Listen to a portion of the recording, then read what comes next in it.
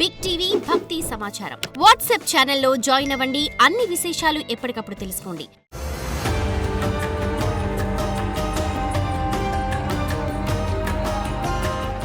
Big TV ప్రేక్షకులకు స్వాగతం.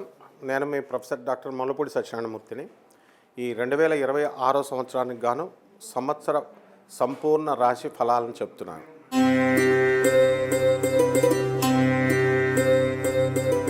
ఈ వృశ్చిక రాశి వారికి అందరికీ కూడా మనకి ఈ నూతన సంవత్సర శుభాకాంక్షలు చెప్దాం అందరికీ.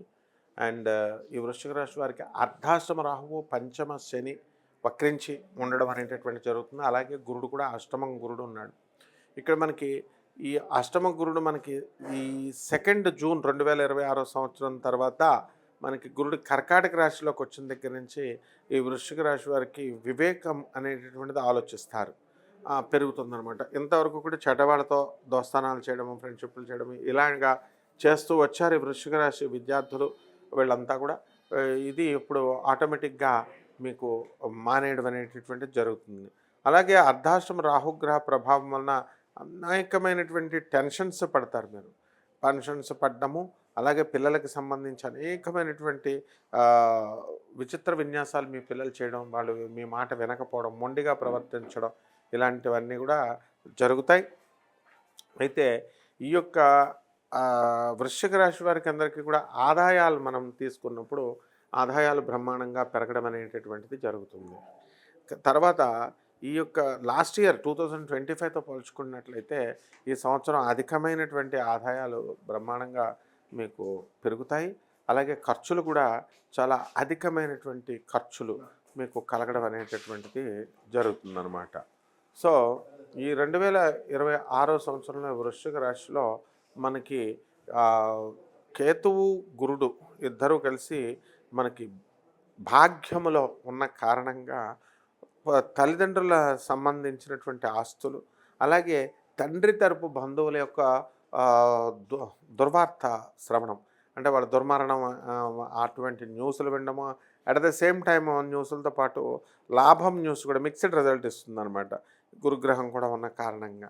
అందువలన ధనం లాభము వాళ్ళ వల్ల రావడం అనేటటువంటిది జరుగుతుంది. ఇక వ్యాపారాలు చేయాలని చాలా అధికంగా కష్టపడుతూ ఉంటారు. వ్యాపారాల కోసం కొత్త కొత్త ప్రయత్నాలు చేస్తూ ఉంటారు. కొత్త కొత్త యూనిట్స్ స్టార్ట్ చేయాలని చూస్తారు. స్టూడెంట్స్ అందరూ కూడా విద్యలో వెనకబడిపోతారు. అండ్ డిస్ట్రాక్షన్స్ చెప్పే లవ్ అఫైర్స్ వీటిల్లో ఇరుక్కుపోతారు. తద్వారా చదువు పాడైపోవడం అనేటటువంటిది జరుగుతుందని చెప్పి తల్లిదండ్రులందరూ కూడా బాధపడడం అనేటటువంటిది ఆ పిల్ల తల్లిదండ్రులంతా అనుకుంటూ జాగ్రత్తగా ఉంటారు.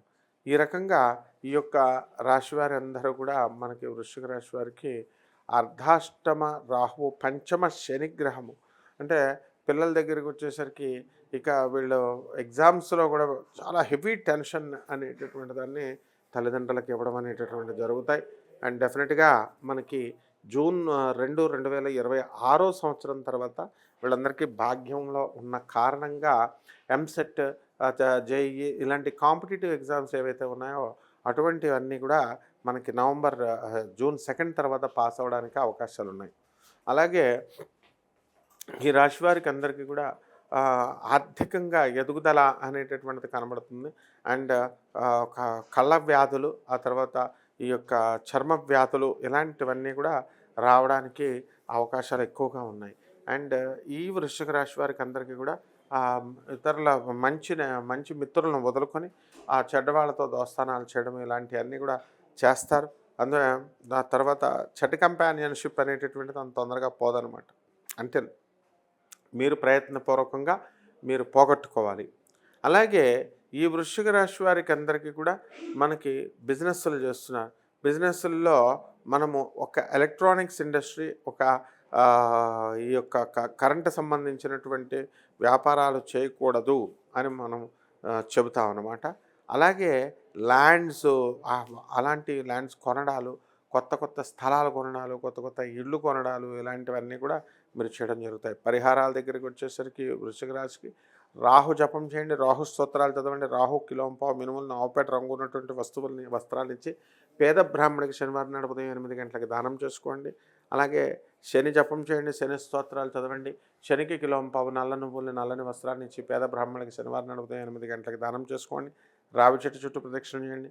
అండ్ ఈ యొక్క ధనుసు రాశి వారికి ఇష్టమైనటువంటి రోజు గురువారము, మరి ఇష్టమైనటువంటి నక్షత్రము మనకి చక్కగా పునర్వసు నక్షత్రము. అదేవిధంగా ఈ యొక్క రాశి వారికి చక్కగా కొంచెం స్టాండర్డ్నెస్ ఇంకా పెరగడం కోసం ఒక శ్లోకం చెబుతాం మనము.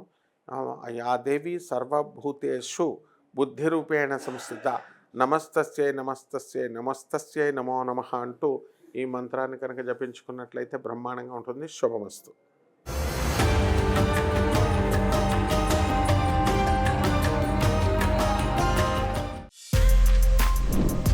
For more videos like this, subscribe Big TV channel.